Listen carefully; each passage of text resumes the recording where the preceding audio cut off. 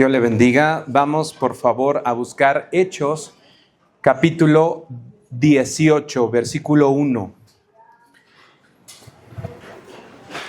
Hechos, capítulo 18, versículo 1. Y estamos, a partir de este momento, comenzando una nueva serie centrado en esta epístola, en esta carta del libro de Corintios, de la epístola de Corintios. Y dice Hechos capítulo 18 versículo 1. Después de estas cosas, Pablo salió de Atenas y fue a Corinto.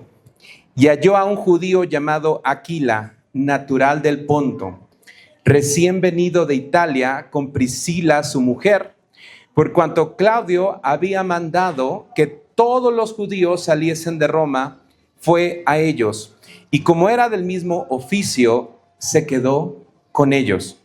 Y trabajaban juntos, pues el oficio de ellos era hacer tiendas. Y discutía en las sinagogas todos los días de reposo, y persuadía a judíos y a griegos. Y cuando Silas y Timoteo vinieron de Macedonia, Pablo estaba entregado por entero a la predicación de la palabra, testificando a los judíos que Jesús era el Cristo. Pero oponiéndose y blasfemando estos, les dijo, sacudiéndose los vestidos, vuestra sangre sea sobre vuestra cabeza, yo limpio. Desde ahora me iré a los gentiles. Y saliendo de allí, se fue a la casa de uno llamado Justo, temeroso de Dios, la cual estaba junto a la sinagoga. Y Crispo, el principal de la sinagoga, creyó en el Señor con toda su casa, y muchos de los corintios, oyendo, creían y eran bautizados. Entonces el Señor dijo a Pablo en visión de noche, no temas, sino habla y no calles, porque yo estoy contigo, y ninguno pondrá sobre ti la mano para hacerte mal, porque yo tengo mucho pueblo en esta ciudad. Y se detuvo allí 1 año y 6 meses enseñándole la palabra de Dios. Vamos a empezar este estudio, esta serie de enseñanzas basándonos en la epístola de los Corintios. Y esta es la primera referencia que tenemos en la palabra de Dios, en el libro de los Hechos, en el capítulo 18 de esta iglesia. Y vemos cómo, para hacer un resumen, Pablo hizo 3 viajes misioneros. Y en el segundo viaje misionero, Pablo, después de estar en Atenas y de predicarle a los filósofos que estaban escuchándolo, decide ir dirigido por el Espíritu Santo a esta ciudad de Corintio.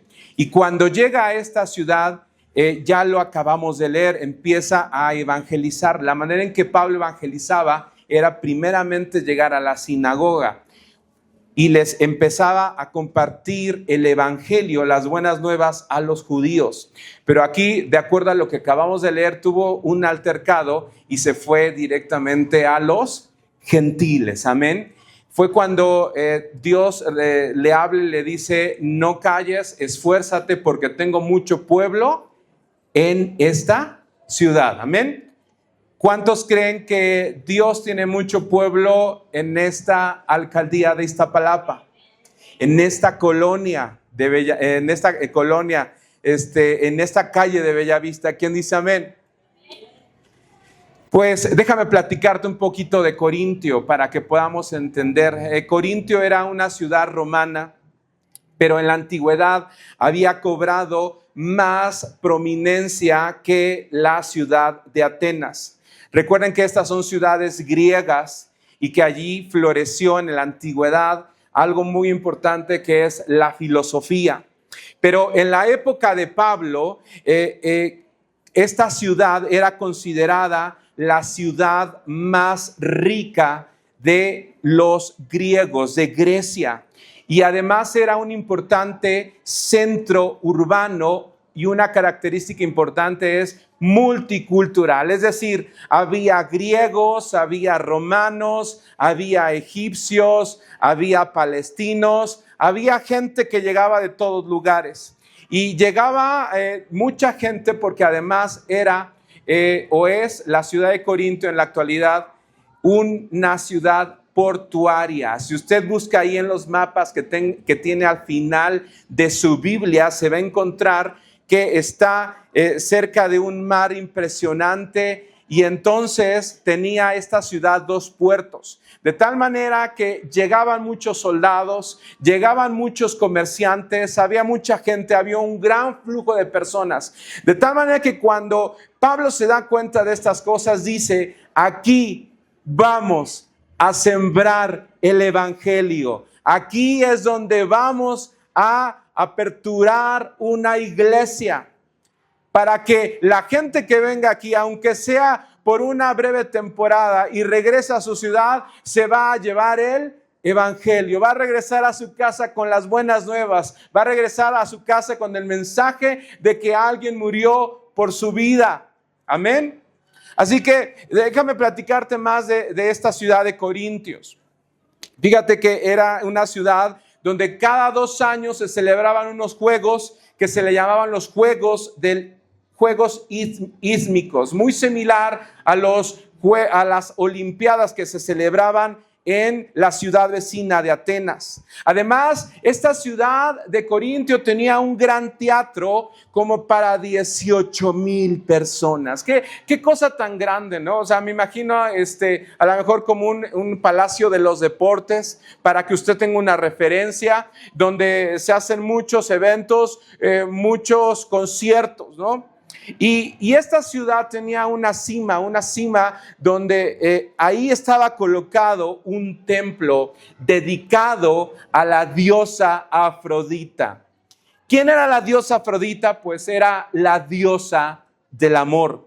Y fíjense que esta diosa y en este templo y en esta ciudad habían 1,000 sacerdotisas aproximadamente. Dicen los historiadores, los comentaristas bíblicos que había 1,000 sacerdotisas, léase prostitutas.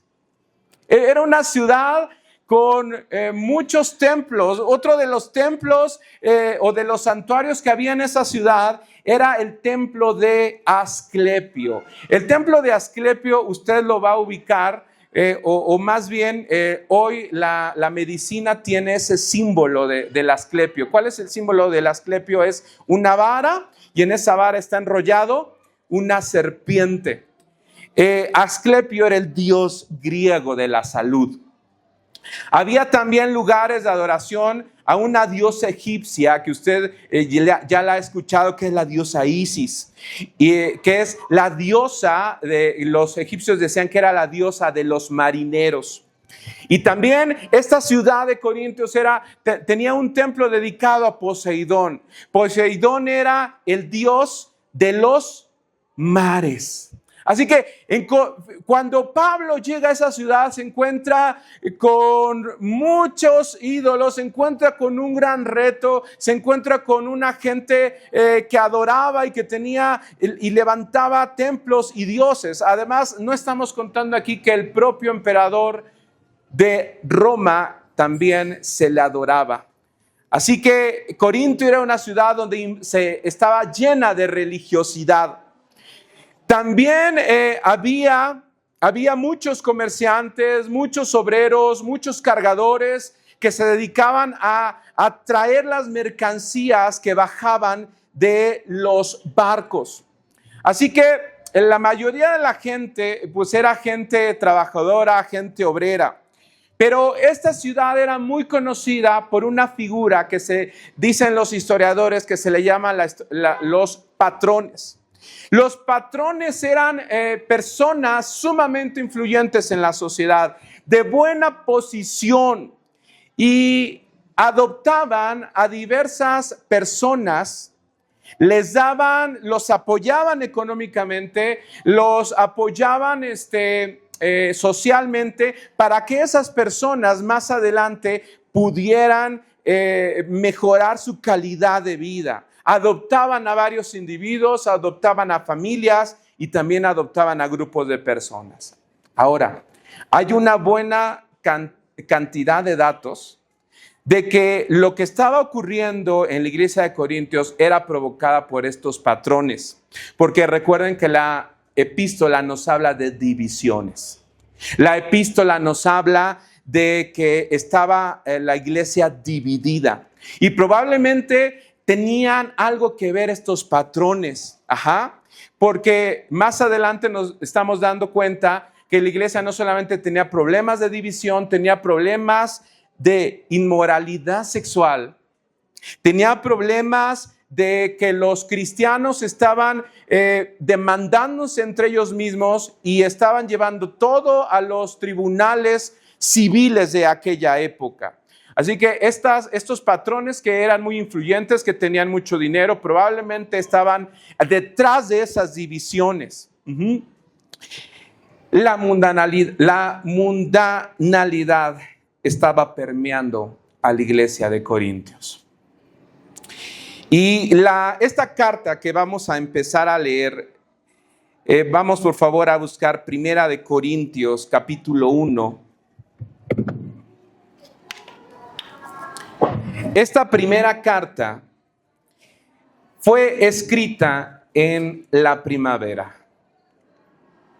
¿Quién da gracias a Dios porque ya estamos en primavera?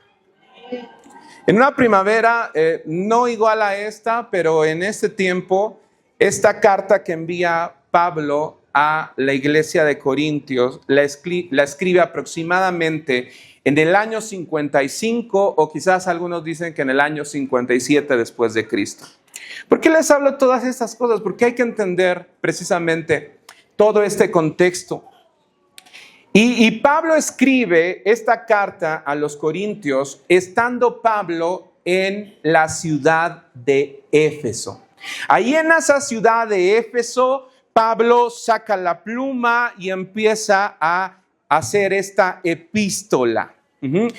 Recordemos que Pablo está en Éfeso en su tercer viaje misionero. Pablo tuvo, como se los mencioné anteriormente, 3 viajes misioneros. Después de esto tendrá un viaje donde va a ir a Roma y ahí va a estar por mucho tiempo Pablo en esa ciudad. Ese era su propósito, llegar a Roma. Y después va a ser muerto por el imperio romano. Pero en este tercer viaje misionero de Pablo, él está en Éfeso y desde ahí empieza a escribir esta carta. Ahora, Pablo, estando en Éfeso, estando pastoreando Éfeso, se entera de varios aspectos preocupantes de la iglesia de Corintio. Divisiones, muchas otras cosas que ahorita vamos a entrar, una desunión que imperaba en cada uno de los miembros y sobre todo que los corintios eran arrogantes, eran orgullosos. Y cuando hay arrogancia en una persona, cuando hay mucho orgullo, no hay otra cosa que inmadurez. Pero los corintios pensaban que eran maduros, pensaban que habían alcanzado la madurez, porque se movía en ellos el Espíritu Santo de una manera tremenda. Tenían prácticamente todos los dones del Espíritu Santo y ellos pensaban que eran muy maduros. ¿Te has encontrado una persona así en la vida que piensa que ya es súper maduro, que ya lo ha alcanzado todo? Pero esa persona es demasiado orgullosa. Esa persona no se está dando cuenta, no se percata de que todavía le falta mucho por crecer. Amén. Y los corintios no habían roto, tenían muchos problemas de inmoralidad, no habían roto todavía con la inmoralidad. Había muchos de los creyentes que todavía iban con estas prostitutas del templo de Afrodita. Todavía, a pesar de que tenían a su esposa, a pesar de que vivían en matrimonio, todavía iban y estaban con estas prostitutas.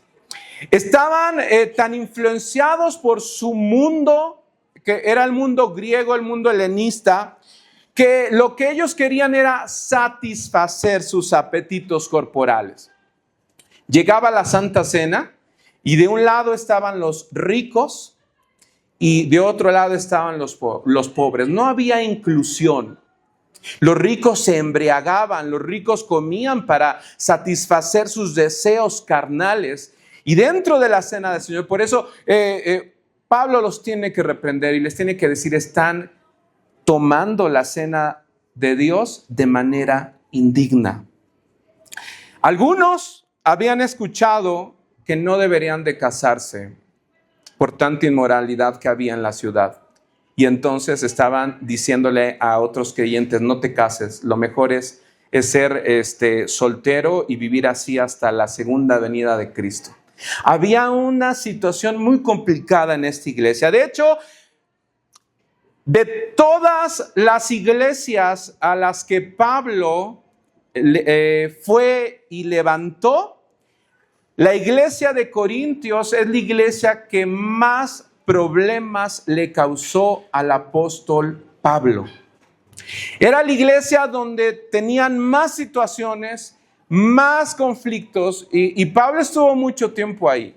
Así que vamos a entrarle, ¿sale? Ya que les di el contexto, vamos a entrarle. Dice Primera de Corintios, capítulo 1, versículo 1. Dice, Pablo, llamado a ser apóstol de Jesucristo por la voluntad de Dios, y el hermano Sóstenes, a la iglesia de Dios que está en Corintio, a los santificados en Cristo Jesús, llamados a ser santos, con todos los que en cualquier lugar invocan el nombre de nuestro Señor Jesucristo, Señor de ellos y nuestro.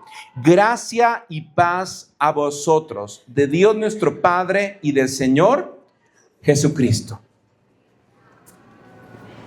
Debemos de entender que esto que estamos leyendo es un género literario que se le denomina epistolar. Para que me entienda, esto es una carta. Y las cartas en el mundo grecorromano, en las cartas de la antigüedad, se comenzaba con una salutación. Se comenzaba con un saludo. En ese saludo el autor se está identificando. Y es así como lo estamos viendo, ¿no? Dice, Pablo llamado a ser apóstol de Jesucristo. Ahora, Pablo al decir apóstol de Jesucristo no se está comparando con los 12 apóstoles. La palabra apóstol, como usted ya lo sabe, la palabra apóstol quiere decir enviado. Pablo está diciendo, yo no soy como unos de los 12, yo fui enviado por la voluntad de Dios. Y menciona, él está diciendo, no es algo, con estas palabras que acaba de mencionar, dice, no es algo que yo escogiera. Se debe a la voluntad de Dios. De hecho, te voy a decir algo muy impresionante hoy. Tú no escogiste a Dios. Él te escogió a ti. Él te buscó a ti.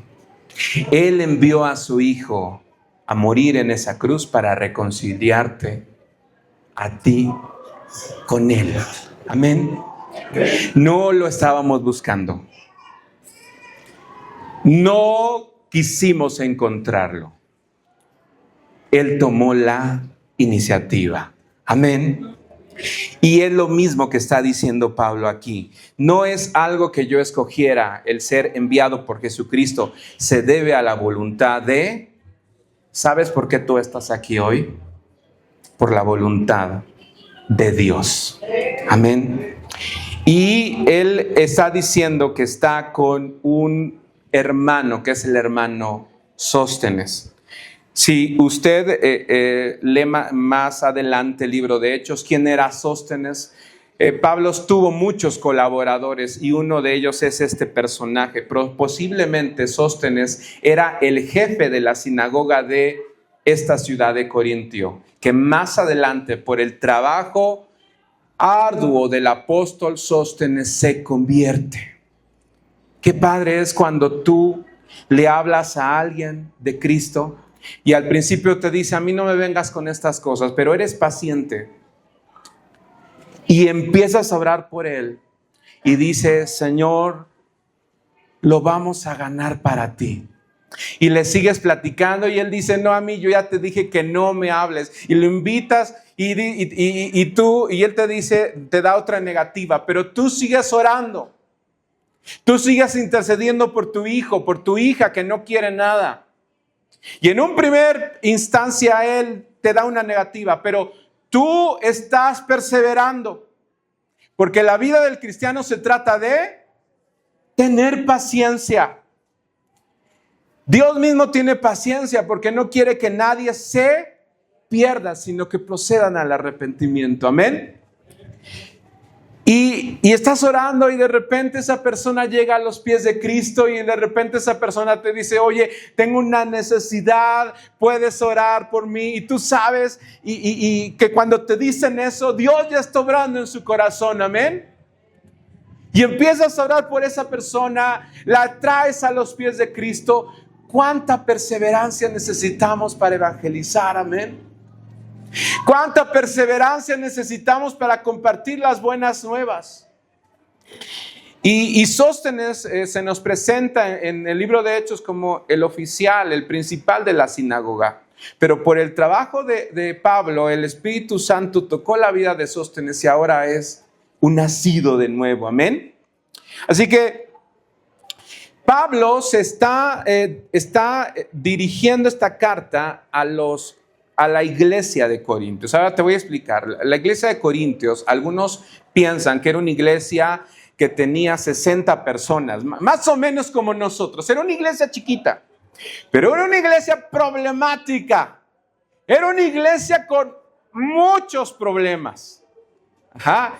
Imagínate a Pablo, ¿no? Estando trabajando, sembrando. Dice el libro que de Hechos que se quedó ahí, que no recibía ningún salario porque se puso a vender tiendas junto con Priscila y Aquila, y él estaba dando de su dinero y la gente pues no veía fruto Pablo en ellos. Sin embargo, Pablo sabía dónde estaba su esperanza y sabía que lo que estaba haciendo era eterno. El trabajo del evangelio, de sembrar el evangelio, es un trabajo eterno. Quizás no se vean los frutos de manera inmediata, pero el compartirle a otro del evangelio es un trabajo para la eternidad. Amén. Así que Pablo le está escribiendo a una iglesia pequeña. Hay algunos que dicen que quizás esta iglesia era un poco más grande, que quizás rondaba los 200 y que estaba dividida, se reunían en sus casas y en cada casa no había más de 50 personas. Así que podemos especular que el tamaño de esta iglesia podía ser entre 60 y 200 personas. ¿Sale?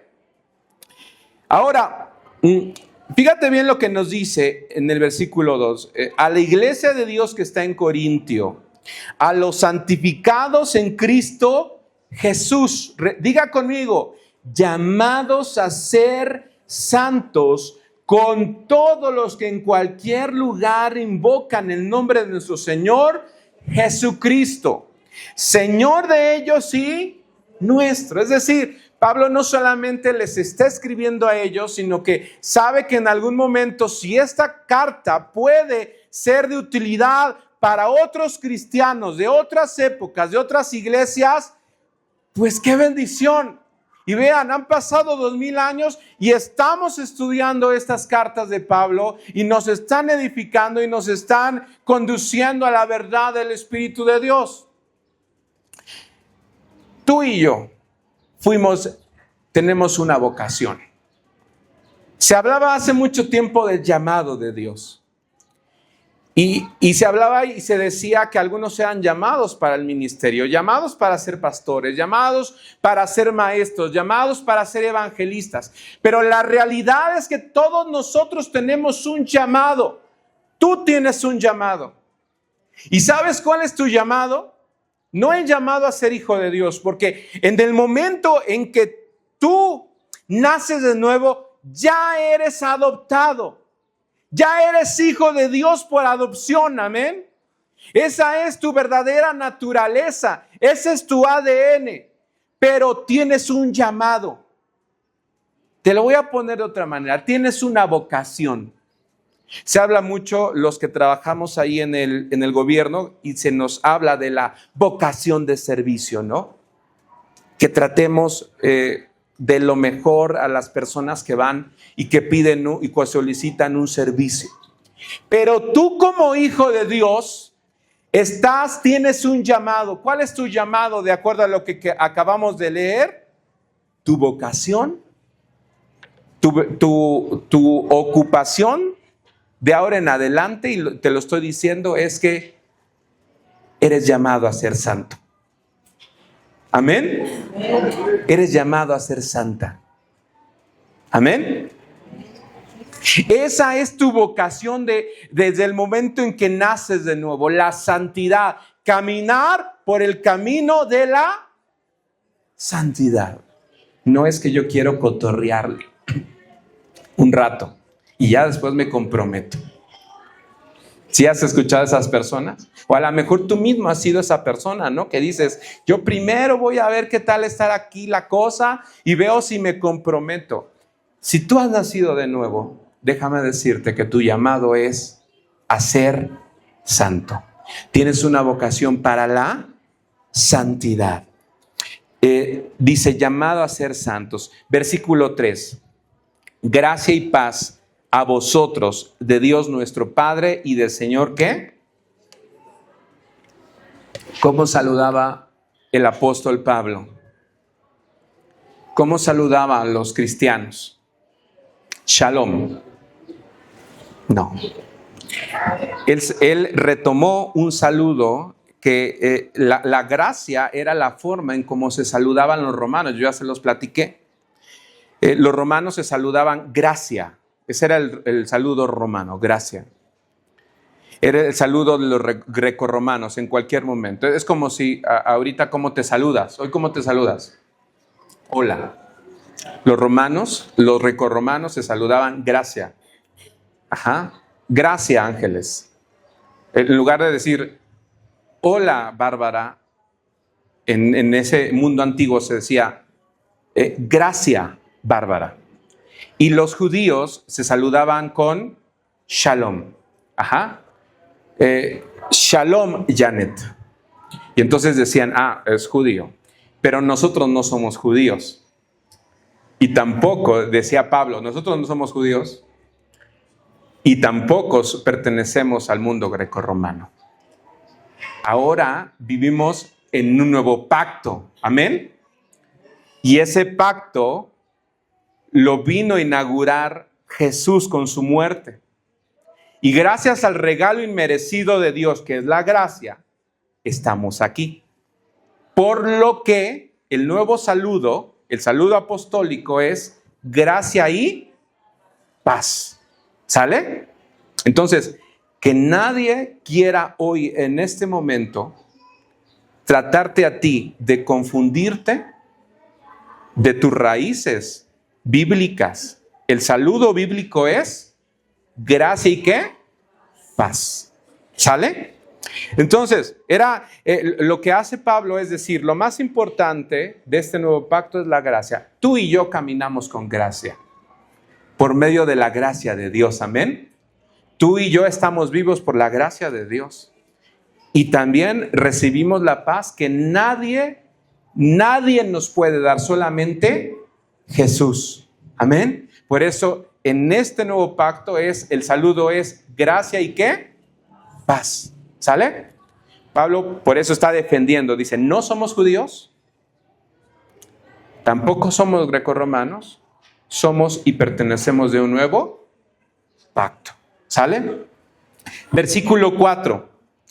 Gracias doy a mi Dios siempre por vosotros. Es decir, ¿qué hacía Pablo mientras estaba en otra ciudad compartiendo el evangelio? Se acordaba de la iglesia de Corintios y empezaba a orar. Y empezaba a agradecer a Dios por los por la obra que estaba en Corintio, por la iglesia, por los santos que estaban en Corintio. No dejaba de orar por ellos, no cesaba de orar por ellos. Esta iglesia, Centro Familiar Oriente, es una iglesia que ora, es una iglesia que intercede. Tenemos casi todos los días oración, amén. Y estamos orando por ustedes, y estamos orando por sus familiares, y estamos orando por sus amigos, estamos orando por gente que ni conocemos, pero sabemos que si oramos por ellos, Dios obrará en sus vidas, y lo más importante es que obre salvación, amén. Lo más importante es que la salvación de la gente, de aquellos que no han conocido. Sabemos que si tú pides oración por alguien y esta persona no es cristiana, tú tienes un compromiso. Si tú estás poniendo ahí en el grupo, oren por fulanito, y este fulanito, fulanita no conoce a Cristo, tú tienes el compromiso de traerlos a los pies de... Ese es tu compromiso. Nosotros estamos ayudando a orar, pero dice la palabra de Dios, y de hacer ¿qué?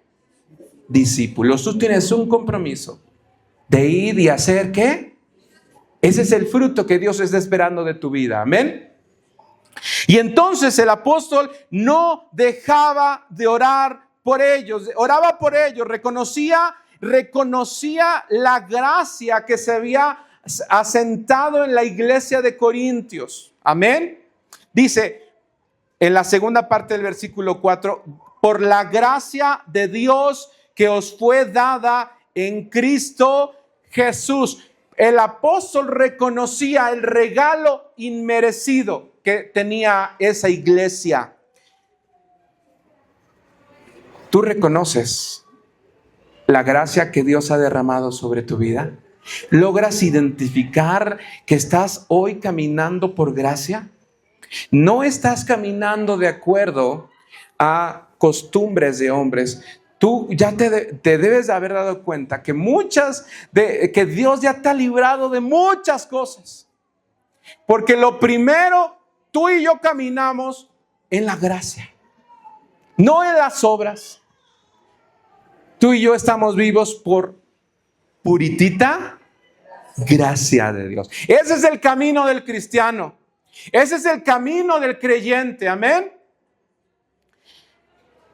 Y a pesar de que Pablo sabía que había divisiones y de que había problemas de inmoralidad sexual y que había problemas en el matrimonio, problemas de que algunos decían es lícito comer la carne ofrecida a los ídolos, y a pesar de que había broncas en ellos, Pablo reconocía que estaban caminando en la gracia. Amén. Tú y yo seguimos caminando en la gracia. Dice en el versículo 5. Porque en todas las cosas fuiste enriquecidos en él, en toda palabra y en toda ciencia, así como el testimonio acerca de Cristo ha sido confirmado en vosotros, de tal manera que nada os falta en ningún don, esperando la manifestación de nuestro Señor Jesucristo, versículo 8, el cual también os confirmará hasta el fin, para que seáis irreprensibles. Otra vez les recuerda, ustedes están llamados a ser santos, a ser irreprensibles. Amén.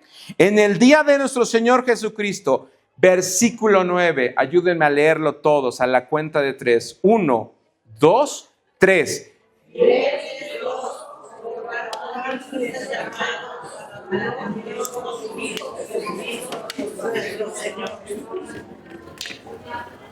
Fuiste enriquecido con todo, les dice Pablo a los corintios. ¿Qué significa estas frases? Les está diciendo que ellos, los corintios, fueron llenos de dones. Fueron llenos de la palabra y de toda ciencia, que son dos de los dones del Espíritu Santo: palabra de sabiduría y palabra de ciencia. Amén. Es una iglesia que florecía en los 9 dones. Por eso me gusta mucho hablar de Corintios. Vamos a hablar en todo este tiempo de cómo operan los dones. ¿Cuántos dones son? ¿Solamente hay 9 o hay más? Los corintios los tenían todos. Dice el apóstol, fuiste enriquecido. ¿Con todo qué? Don. Con todo don. Ahora, hay muchos que piensan que no solamente Pablo se está refiriendo a los dones del Espíritu Santo, sino que se está refiriendo a que había otro predicador muy importante que se llamaba Apolos. Apolos nos dice el libro de Hechos que era un hombre elocuente, poderoso en las Escrituras. Ya me gustaría ver aquí a gente, a cristianos poderosos en las Escrituras. ¿Quién dice amén? ¿Te gustaría ser un poderoso en las Escrituras? ¿Sabes por qué Jesús, cuando después de su bautizo, cuando fue al desierto, ¿por qué venció a Satanás? ¿Con qué lo venció? Con la palabra.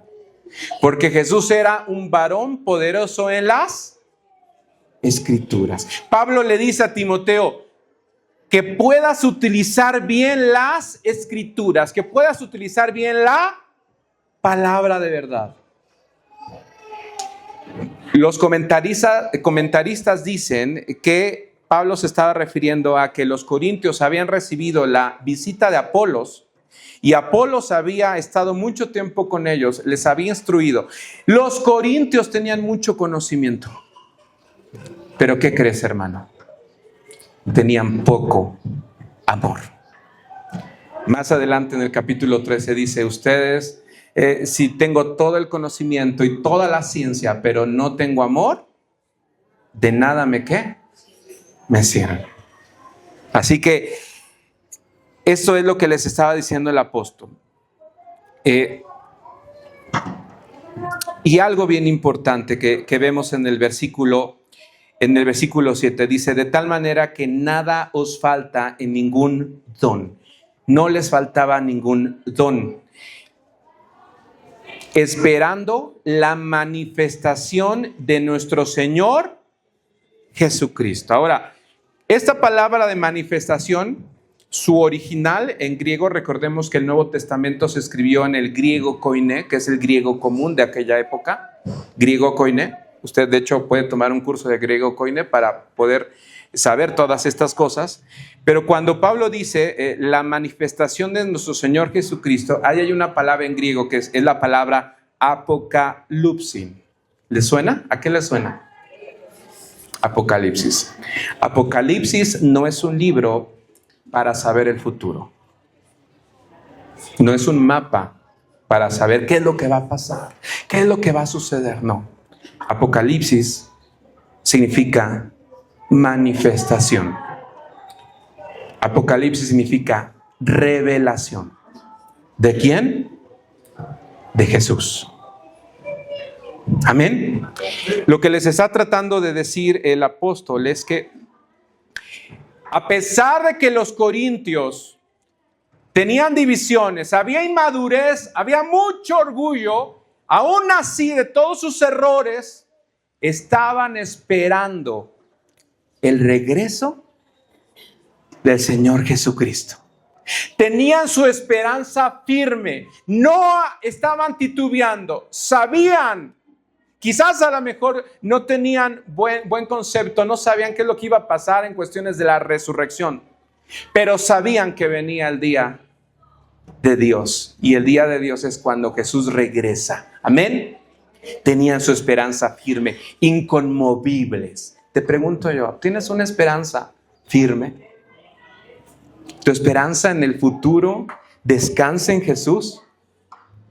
¿O descansa en lo que harán las potencias mundiales? ¿O descansa en los análisis políticos, geopolíticos que ves en el YouTube, en los canales? ¿Descansa tu fe en eso?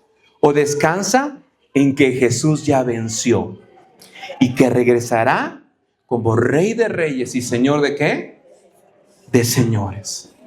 Tenían los corintios una esperanza firme. El Espíritu Santo les había dado tantos dones, pero también el Espíritu Santo los había guardado con respecto a su fe y su esperanza en Jesús. Qué hermoso es cuando el Espíritu Santo nos dice: no temas, yo estoy contigo. Qué hermoso es cuando el Espíritu Santo te dice a ti, cuando estás orando y cuando estás atribulado en tu corazón y estás orando en la noche por una situación que no te deja dormir, y después de estar orando ahí, sientes en tu corazón la presencia del Espíritu Santo que te dice: tranquilo, yo soy tu paz. No te preocupes más por tu mamá, por tu papá, por tus hijos. No te preocupes más por lo que vendrá, por tu angustia. Yo tengo todo bajo control. Amén. A pesar de su orgullo de los corintios, el Espíritu Santo había guardado su fe.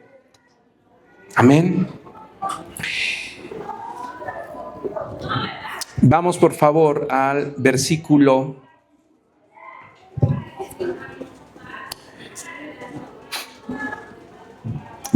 10. Estamos ya llegando al meollo del asunto.